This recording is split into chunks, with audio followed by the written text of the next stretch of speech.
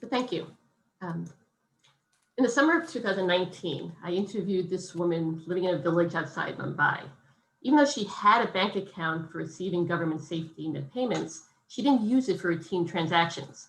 She still preferred to pay a 50 rupee bus fare into the city center to pay a 350 rupee utility bill in cash because she didn't know how to use the app on her phone and she didn't trust that the money would go through. The economic and health crisis caused by COVID-19 threatens to wipe out the hard-won gains in global development and gender equality, and governments are scrambling to contain the economic damage. The practical challenge of quickly getting financial support into the hands of people who lost their jobs amid the economic crisis has challenged both advanced and developing economies alike. Cash can be unsanitary, and physical distancing measures makes it complicated to wait online. So we're seeing a quick shift to digital payments. And some developing economy governments are using mobile phones to provide contactless relief payments. For example, informal workers in Morocco are receiving government help through their phones quickly and efficiently. And according to the State Bank of Pakistan, the number of registered mobile banking users during COVID-19 reached about 9 million, an increase of over 40% over the year. And the number of internet banking users grew 25% over the same period. We're also seeing more private sector salaries being paid into accounts. For example, many apparel factories were forced to pay workers electronically during the COVID-19 lockdowns, and workers returned to their villages and are continuing to pay their workers electronically to avoid the contact and expense of paying in cash.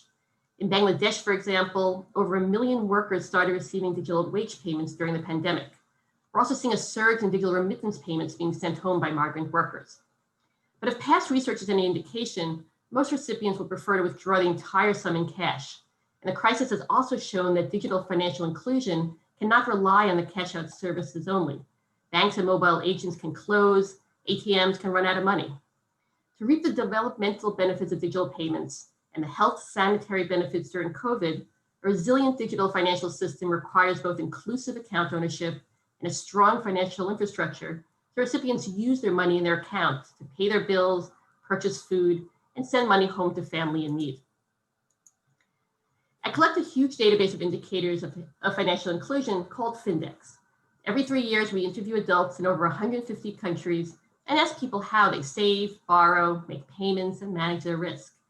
Importantly, the data is a representative sample of all adults, and the data can be diced and spliced by various individual characteristics, like gender, age, rural residence, and household income.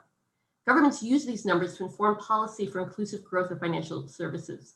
For example, how many poor adults have an account as compared to wealthier adults, or how many women use credit as compared to men. We identify the number of adults in every country that have an account at a bank or other financial institution or with a mobile money provider. Over the past 10 years, we've seen a surge in account ownership, mainly driven by digital technology. Literally largest example being India, which opened accounts for over 300 million people, literally winning the Guinness Book of World Records for opening the most accounts in a single month, which is enabled by their national digital biometric Aadhaar ID. Mobile money accounts have also powered progress in sub-Saharan Africa over repeated Findex waves.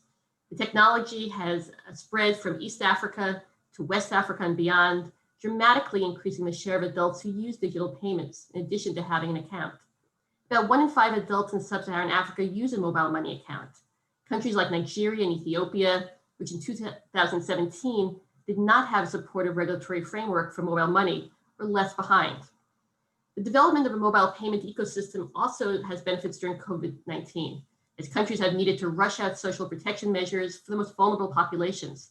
In West Africa, where mobile money accounts surged in the past 5 years, Togo built a digital cash transfer program to provide monthly aid to informal sector workers. Despite the challenges of reaching workers without formal documents, the program was set up in just 10 days and reached 12% of the population. We've also seen a surge in the use of accounts to make or receive a digital payment. Here defined as use of a card or phone to make a payment from an account, use of an account to send or receive remittances, receive wage, agricultural, or government payments, or to pay a utility bill. In 2017, about half of all adults sent or received money digitally from their account. In some cases, fintech is helping people benefit from economic opportunities and escape from poverty. A study in Kenya found that the spread of mobile money accounts has dramatically reduced poverty, especially for women. Research in India and Africa have shown that fintech can help women get jobs, control their money, and weaken sexist attitudes. Plenty of studies have found that fintech can help people from falling into poverty. For instance, a study in Kenya found that people facing an economic emergency receive financial help from a wider geographic and social network of friends using fintech on their mobile phone. Fintech can also help people save money. In a new study of low-income migrant workers in Korea, we're finding that mobile phones are typically by far the cheapest and most convenient way to send remittances home. Fintech also makes it easier for people to get paid. They live in remote areas with few physical bank branches. For example, we met piloting the Findex survey. We met a teacher in Zambia who closed the village school for 3 days to travel to the city to collect her wages. She complained that it was costly and dangerous to travel by bus with a wad of cash in her pocket. Digitizing that payment could save the teacher and the government money, plus students could go to school additional days a month. This slide shows how being unbanked overlaps with other forms of inequality. Women and poor people are more likely not to have accounts, for example. So if you're unbanked because you don't have ID, the bank is too far away, small transactions are too expensive, or you don't trust the bank to keep your money safe, it's much harder to pay your bills on time, save money for the future, handle financial emergencies, or invest in business opportunities. You can do those things using cash, but it's much more difficult. More adults are getting access to financial services across the globe, but the pace of progress is highly uneven. According to the latest Global Findex data, the share of adults with a mobile money account in sub-Saharan Africa ranges from the low single digits in economies such as Nigeria to more than 70% in Kenya. Nor do differences in financial inclusion neatly line up with variations in income. Among lower middle income economies, the share of adults with an account ranges from about 20% in Pakistan and Cambodia to up to about 93% in Mongolia. So if income doesn't tell the whole story, then what, if anything, do regulations have to do with it? So let's start with mobile money. The circled yellow dot is Kenya, where 73% of adults actively use a mobile money account. The circled blue dot is Uganda, a low-income country where 60% of adults are financially included. Only 33% of adults in Uganda have access to a bank account, but over 50% of adults use a mobile money account. Although most villages in sub-Saharan Africa don't have a bank branch or ATM, mobile money agents and merchants are densely located throughout the region. Now let's look at how good regulations support mobile money adoption. In a new policy note, we use a GSMA regulatory index, a composite score comprised of 6 dimensions and aggregated to assess the extent to which an economy's regulatory framework enables mobile money. We find that mobile money ownership is higher in sub-Saharan African countries that score well on the GSMA index. And the relationship is statistically significant after controlling for different levels of economic development across the region. Specifically, the data show that a 10 percentage point increase in the GSMA regulatory index is correlated with a 7 percentage point increase in ownership of mobile money accounts. This supports the overall idea that good regulatory practices are associated with more adults using mobile money. Next, we try to track down specific regulations that matter most and find significant positive correlations between the index and mobile money ownership, the subscores of measuring know your customer documentation requirements, authorization, and consumer protection. It makes sense that these variables would track with higher mobile money ownership.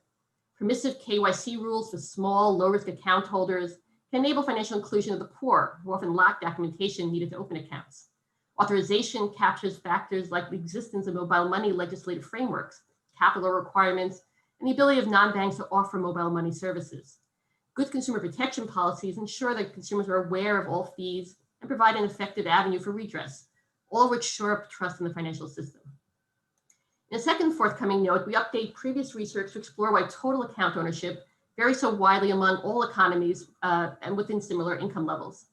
We use data from the 2017 World Bank Financial Inclusion and Consumer Protection Survey and find that account ownership and the use of formal savings are higher in economies with more strict and better enforced consumer protections, which give people a degree of confidence that they can transact without being defrauded.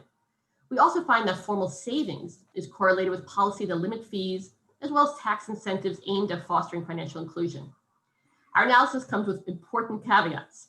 There is no quick and easy combination of regulations that can unleash financial inclusion, and there are limitations to our analysis. For example, the GSMA's index is only available for 2018, which prevents us from tracking the impact of regulations over time. And it's certainly true that regulations, especially around consumer protection, develop in response to growing fintech market penetration. But these analyses are at least suggestive that a strong regulatory and consumer protection framework and infrastructure is necessary to encourage the use of financial services rather than just their adoption. In particular, to encourage financial inclusion and protect the vulnerable populations that are receiving digital payments for the first time during COVID, regulators need to strengthen and enforce consumer protection. The onus for good financial behavior should not rest exclusively on customers. For example, requiring clear and easy to understand product terms may be especially important for low-income adults, especially women, given their relatively limited financial experience and capability. Lab experiments in Mexico and Peru found that bank customers presented with simplified statements about credit and saving products made better financial choices. A recent mystery shopper audit of microfinance institutions in Uganda found that loan officers failed to provide consistent information on costs, and that inexperienced borrowers got less information than experienced borrowers, and that printed material on borrowing costs were missing or misleading or failed to meet guidelines. Regardless of how financially literate people are, they can make good financial decisions if they're given inaccurate or incomplete information. It's also important to recognize the new layers of cyber risks posed by rapid digitization of payments during COVID-19. Governments need to protect people's digital ID, employers need to secure workers' salaries and other personal information, and fintechs and banks need to make sure that these payments are secure so that low-income adults can access their money and, really importantly, have confidence in the security of the digital system. Consumer safeguards are also important for building public trust in the financial system so that poor adults can use their adults to build financial security. Let me just briefly add one example of one necessary foundation for the financial inclusion infrastructure. Key to building an inclusive digital payments ecosystem are competition and interoperability. The ability to send money or to receive it from another person, even if they use a different financial service provider. Interoperability is good for all users of financial services, but might be especially advantageous for women, since they're typically less likely than men to have multiple phones and SIM cards that support sending and receiving funds via separate payment systems that are not interoperable. Interoperability between mobile money and bank accounts could also make savings accounts more accessible to poor and rural adults. For example, I'm studying a product in Ghana that allows mobile money users to sweep the money into a bank account, which can earn interest and build a credit history to access appropriate credit. Governments should promote competition to digital financial products and services and implement global and good practices to support competition and consumer choice.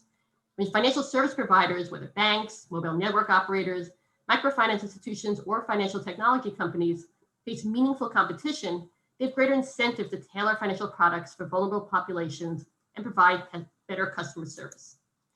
And so all Findex data that I mentioned is publicly available at the individual level, and look forward to answering any questions.